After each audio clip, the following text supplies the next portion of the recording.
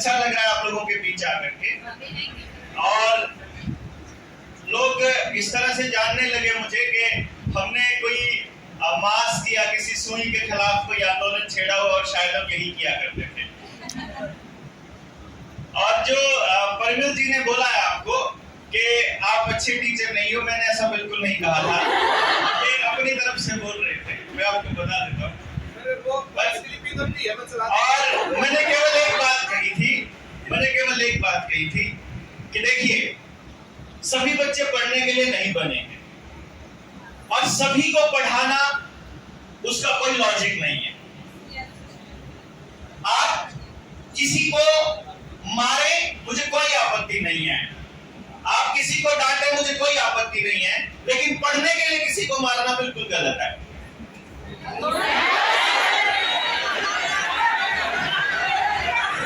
इसका कारण क्या है?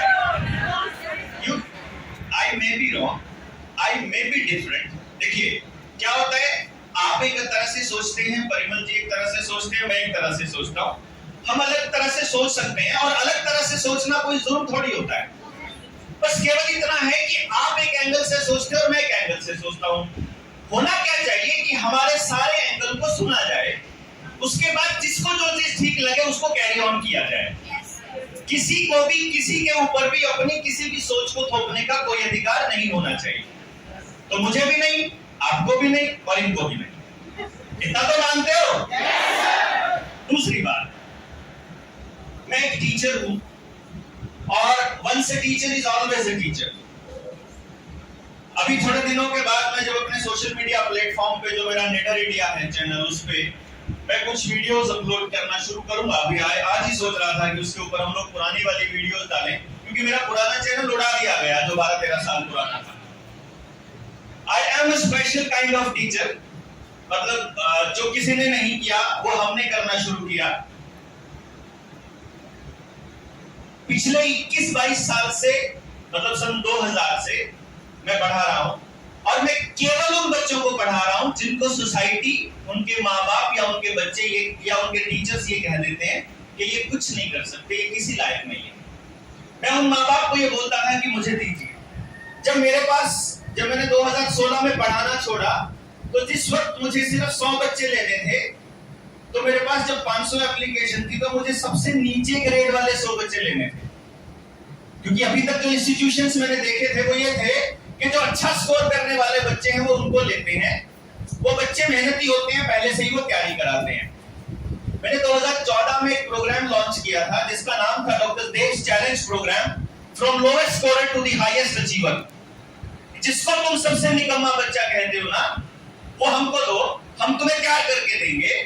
और फिर हमने उसको तैयार किया। 20 स्कूल लिए हमने ट्राई सिटी से, जो हमने एक एक्सपेरिमेंट जो क्लासरूम में करके देखा था।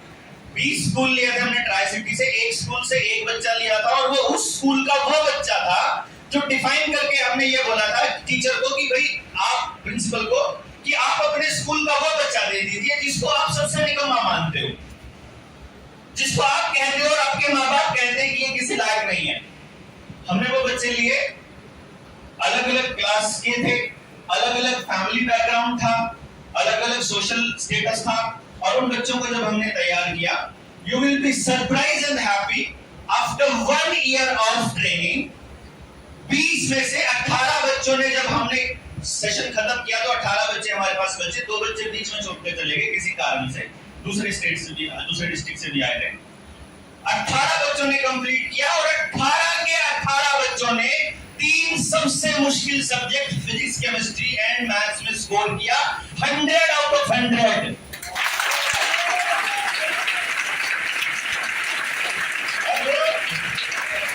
और वो डीडी नेशनल की रिपोर्ट मिल जाएगी आपको, अभी मैं डाल दूंगा दोबारा, वो चैनल के साथ ही डिलीट हो गई थी। उस वक्त मैंने समाज से एक सवाल पूछा था कि आपके समाज में रहने वाला एक बच्चा अगर पूरी क्लास आपकी 100 में से 100 नंबर ले लेती है, तो क्या सिस्टम के पास आप सबको एडजस्ट करने का मादा है? अगर आपके पास 1000, आपने 18,000 सबसे बड़ी भर्तियां निकली हमारे देश के, हमारे प्रदेश के अंदर, चपरासी की भर्ती 18,000 सबसे बड़ी भर्ती थी अभी तक की, पिछले 8 साल की। 22 लाख फॉर्म भरे गए थे उसमें, 18,000 भर्ती हैं। आप आप कितना ही जोर लगा लो, आप किसी बैकग्राउंड से हो, किसी कोचिंग सेंटर से पढ़ते हो, देवेंद्र बराड़ा पढ़ाते हो या परिमल सर पढ़ाते हो, क्या आप में से कोई 18,000 से एक भी बच्चे का ज्वाइनिंग करा सकते हो? ना रिजर्वेशन वाले 18,000 से ज्यादा लग सकते, ना जनरल कैटेगरी 18,000 से ज्यादा लग सकती। तो 21,82,000 माँ बाप अपने बच्चे को ये कहते हुए रोज शाम को गालियां देते हैं कि तू तो फालतू बकवास ना करे, तेरे को तो चपरासी का पेपर भी पास नहीं हुआ था। ये गलत है। मैंने इस लाइन के लिए गलत बोला कि अगर सिस्टम के पास हर बच्चे के लिए जगह नहीं है तो competition is the worst thing जो होनी चाहिए बच्चों के बीच में। बच्चों को सिखाना है। यहाँ इंटरप्ट करूंगा आपको 2 मिनट के लिए, आपके जोश को बहुत सलाम और तालियां एक बार।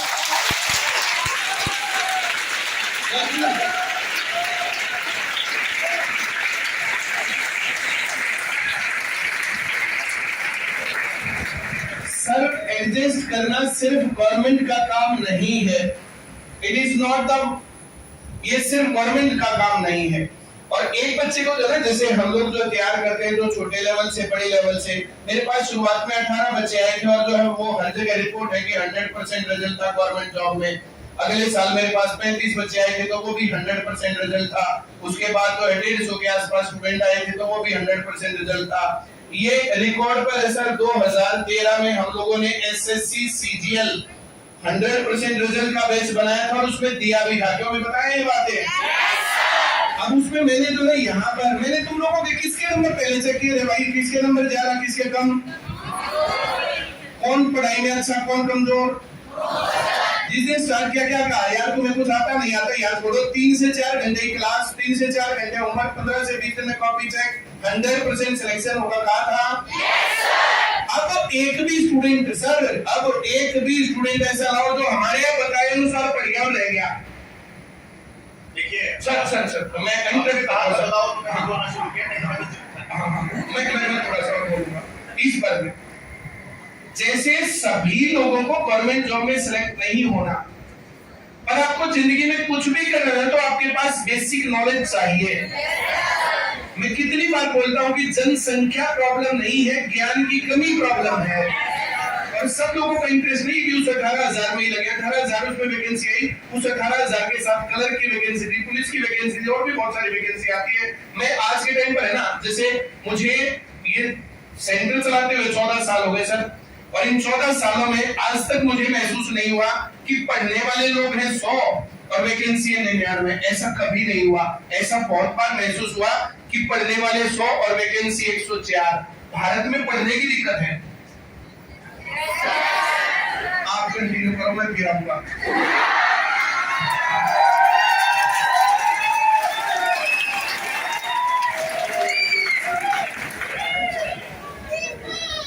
दरअसल क्या है कि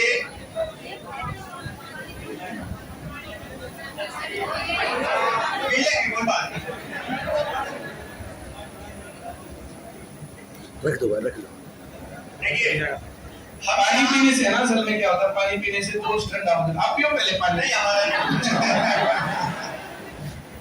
ये क्या होता है, मैं सर इस टाइप के जो है डिस्कशन बड़े अच्छे से जो है एंजॉय करता हूँ, पसंद करता हूँ कि लोग बोले तो कुछ और उस पर फिर हम भी कुछ बोले और कुछ बात निकले। आप ये बोलिए। तो सवाल ये था कि जब हमारे पास बच्चों की इतनी बड़ी फौज है, हमारे पास इतना ऊर्जा का भंडार पड़ा है, तो इसको दिशा देगा कौन? या तो उसको दिशा देंगे माँ बाप या उसे दिशा देंगे टीचर्स। दो ही तबके हैं, दोनों तबके अपने बच्चों को बताएंगे कि बच्चों तुमको ये करना है। जो समस्या आई जब मैं 2016 में मैंने पढ़ाना छोड़ा, ये कॉन्सेप्ट लेकर के दिमाग में कि अब हम अपने जैसे टीचर्स तैयार करेंगे और मेन मोटिव ये नहीं होगा कि हमें सभी बच्चों को सभी कुछ पढ़ाना है।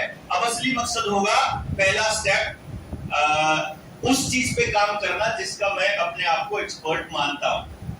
आप में से बहुत कम लोगों को पता होगा कि I am the first person in India जिसने इस चीज के ऊपर काम किया है ग्राउंड पे कि मैं 3 साल की उम्र से लेकर किसी भी बच्चे को ये बता सकता हूं कि इस बच्चे के पास असल में कौन सा टैलेंट है।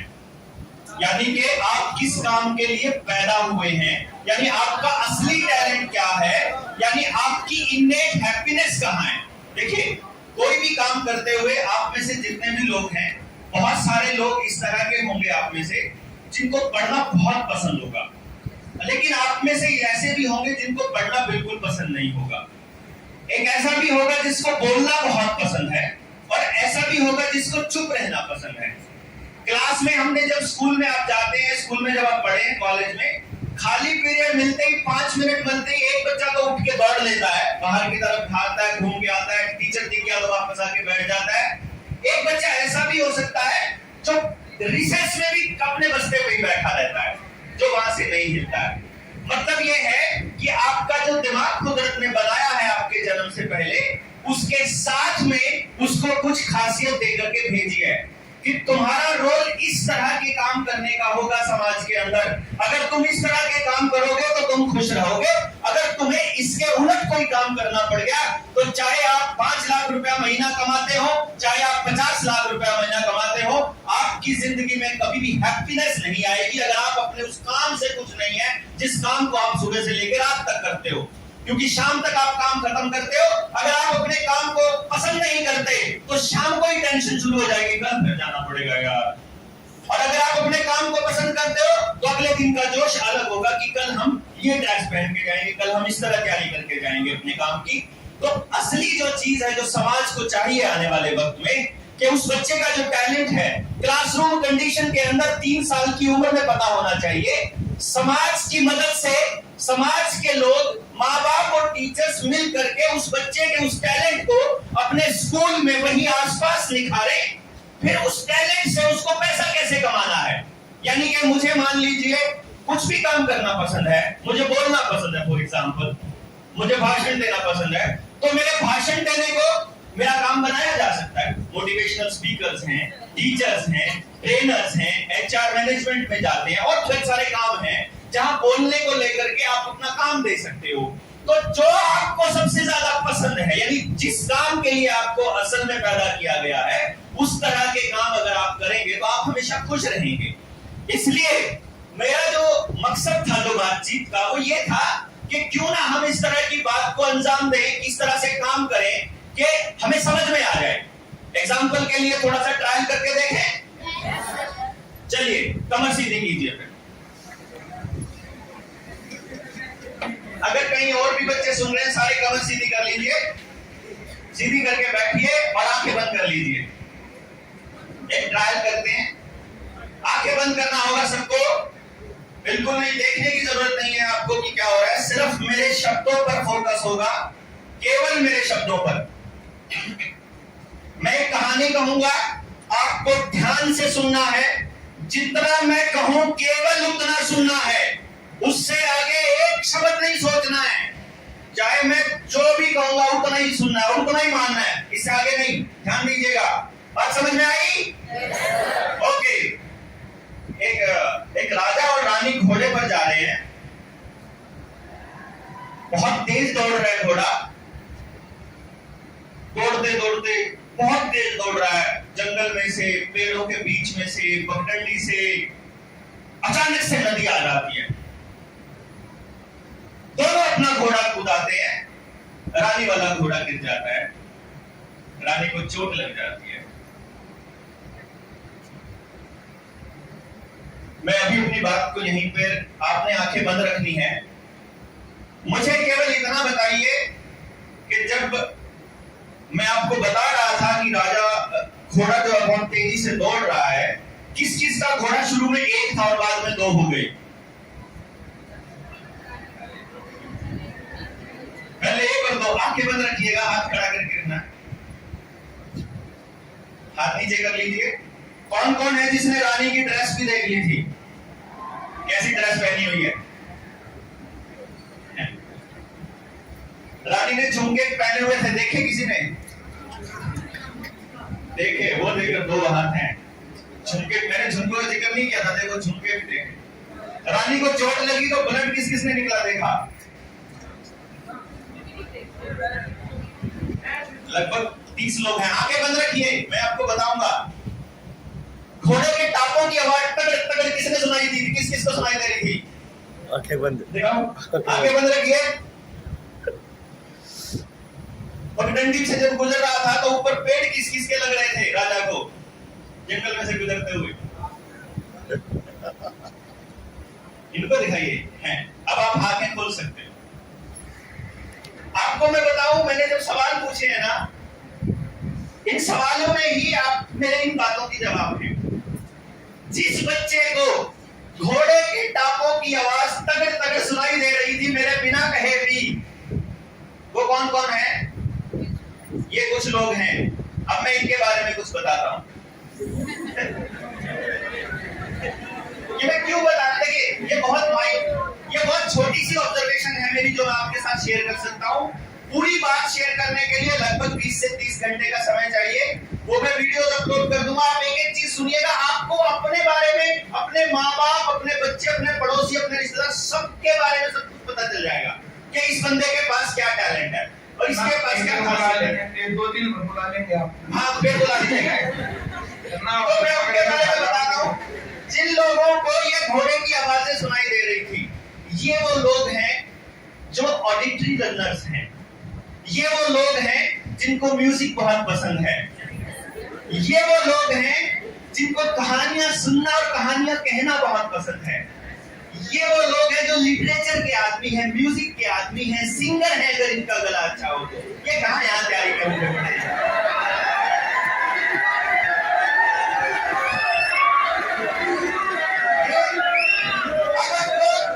इन लोगों को अगर याद करना, चलिए मान लीजिए आप तैयारी करने आ ही गए हो, तो अब आपको तैयारी कैसे करनी चाहिए? आप अगर चुप बैठे रहेंगे आपको कभी भी चीजें याद नहीं होंगी। आपको बोलकर ही करना होगा। आप जो रिकॉर्डेड सेशंस हैं परिमल जी के, वो आप चुपचाप अपना कान में आंख बंद करके भी सुनते रहोगे तो भी सब कुछ समझ में आता जाएगा बिना देखे भी। These are the persons जिनको कानों से नॉलेज आता है, अंदर जो दिमाग में जाएगा वो कानों से जाएगा। अब मैं दूसरी टाइप की बताता हूँ। दूसरी टाइप के वो लोग थे जिन्होंने रानी के झुमके भी देख लिए थे। मैंने जिक्र तो नहीं किया था ना झुमकों का। उन्होंने रानी की ड्रेस भी डिजाइन कर ली, घोड़े का रंग भी देख लिया, जंगल भी देख लिया, नदी खाली थी कि भरी हुई उनको वो भी पता है। मेरे बिना बोले उन्होंने बहुत सारी चीजें अपने दिमाग में बना ली।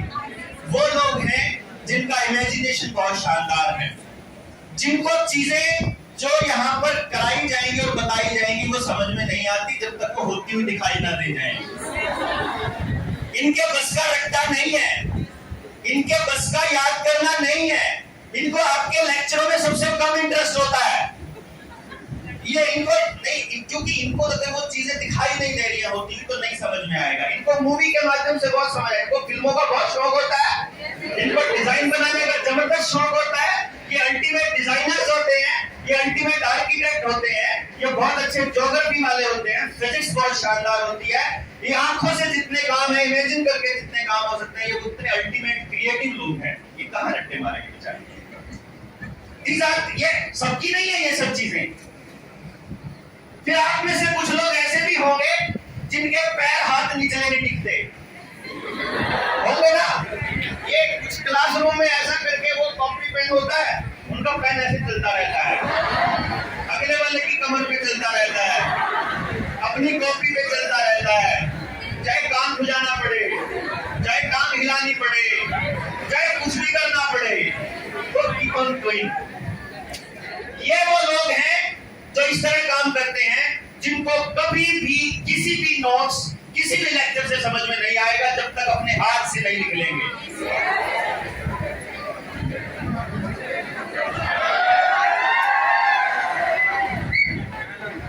अब आपको अगर आपके काम करने का तरीका बेस्ट पता हो, आपके टीचर को आपको समझाने का तरीका पता हो और आपको काम देने का तरीका पता हो, तो आपका काम 1/3 मेहनत में उतना ही हो जाएगा जितना आप 3 गुना मेहनत करते हो। मानते हो? ये तरीका है। इसी तरह से आपके बिहेवियर को, आपके एटीट्यूड को, आपके कुछ चीजों को देख करके पता लगाया जा सकता है कि आप एक्चुअली किस तरह के काम करने के लिए बने। अपनी रेगुलर पढ़ाई के साथ अगर आप अपने उस टैलेंट के ऊपर थोड़ा सा टाइम लगाएंगे तो you will find after some time कि मुझे अपना मकसद मिल गया जिंदगी का। यही तो प्रॉब्लम है ना कि पता नहीं लग रहा क्या करें। यही तो प्रॉब्लम है ना।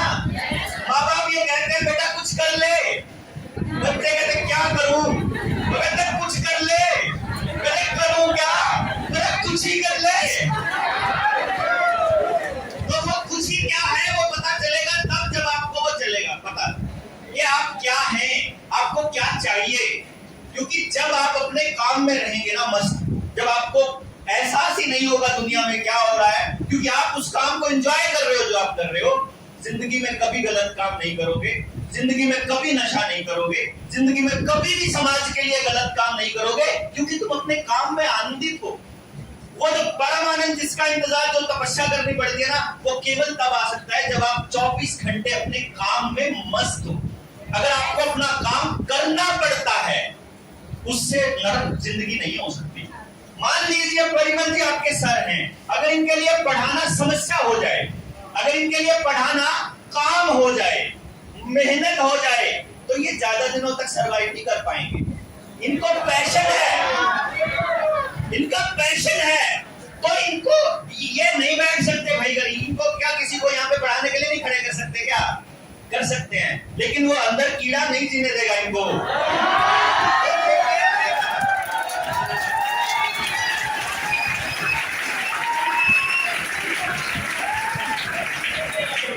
ऐसा इंसान जो अपना मनपसंद काम कर रहा है वो कभी समाज का अहित नहीं करेगा, इसकी गारंटी है। बेहतर समाज बनाने के लिए इसलिए समाज को ये चाहिए कि वो अपनी नौजवान पीढ़ी को ये दिशा दिखाए। देखिए हो सकता है आने वाले टाइम में नौकरियां बहुत कम हो जाएं, हो सकता है कि बहुत थोड़ी जॉब्स हों जो आपको प्लेसमेंट दे सकें, और समाज ने ऐसा कोई सिस्टम नहीं बनाया कि आप हर किसी के लिए जगह हो, जबकि पॉसिबल है, 100% पॉसिबल है आप लोगों के लिए। तो मैं ये गुजारिश भी करूंगा और उम्मीद भी करूंगा कि आप में से कुछ नौजवान साथी खुद से पहल करेंगे और जो आने वाली पीढ़ी है उसके लिए एक ऐसा एजुकेशन सिस्टम तैयार करेंगे जिसमें हर बच्चे के लिए 100% उसका मनपसंद, उसके टैलेंट के हिसाब से रोजगार अवेलेबल हो।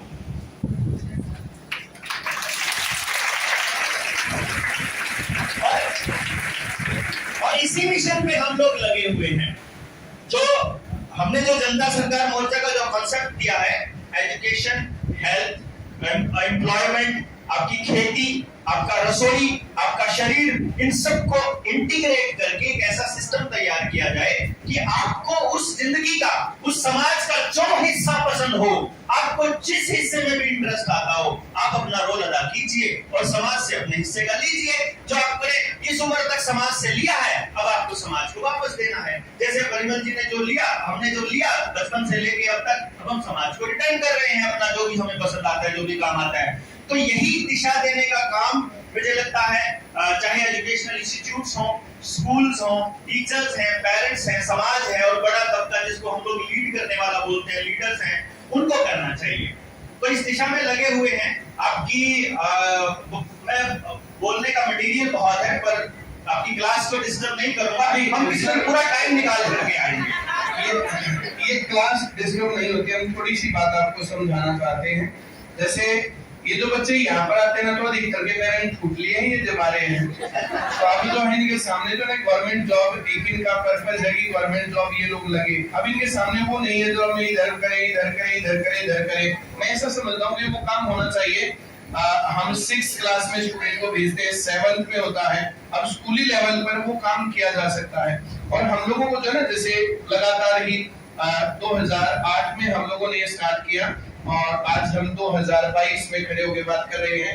इन बच्चों के सामने बच्चे गवाह हैं, कितने स्टूडेंट आते हैं, बोला सर अगर आपने हमें स्कूल में पढ़ाया होता ना तो बात कुछ और होती।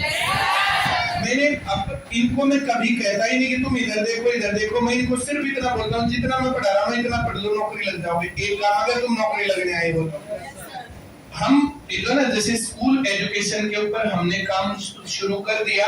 और जो आप बोल रहे हो ना कि कौन बच्चा क्या करेगा क्या नहीं करेगा, और वहां पढ़ाने का और यहाँ पढ़ाने का और वहां बातचीत का और यहाँ बातचीत का तरीका ही अलग है। मैं ये समझता हूँ 9th क्लास में बच्चा जो है ना, जैसे ये प्रैक्टिकली जो है मैं पढ़ा रहा हूँ, हर रोज जो है क्लास में आपने मुझे पाया है, और कहीं भी मैं जो है नहीं जाता, उसका कारण जो है क्लासेस है। क्यों भाई, सुबह से शाम तक होती है मेरी क्लास है, ये चलती क्लास, ऐसा नहीं कि जो है क्लास में मैं आपको दिखाने के लिए यहाँ खड़ा हो गया।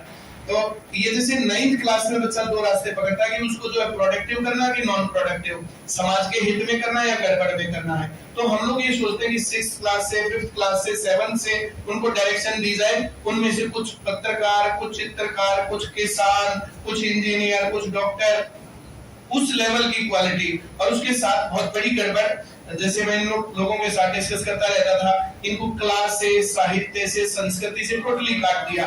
अब इनके सामने जो संस्कार हैं, जो गाने चलते हैं, जो पानी लावे निकर निकर में, अब जो इस प्रकार के गाने हैं, अब इस पूरे इस दौर में जैसे हरियाणवी संस्कृति को आगे बढ़ाने का काम जो है देवी सपना चौधरी जी ने किया। अब जब हम इस प्रकार के संस्कार और जो ये सब चीजें देख रहे हैं, और 24 घंटे हिंदू मुस्लिम ये सब बातें देख रहे हैं, तो जो प्रेमचंद का साहित्य था, भगत सिंह का साहित्य था, पूछना जरा कितने लोगों ने पढ़ा है। तो हम लोग साहित्य के ऊपर काम कर रहे हैं, और मैं बता दूं जो है एक सीरीज कंप्लीट हो गई है। जो मैंने जब जिक्र किया था कि इसको हम बनाएंगे, वो कंप्लीट हो गई है, और वो मेरे ख्याल से 10 मई का दिन याद है तुम्हें?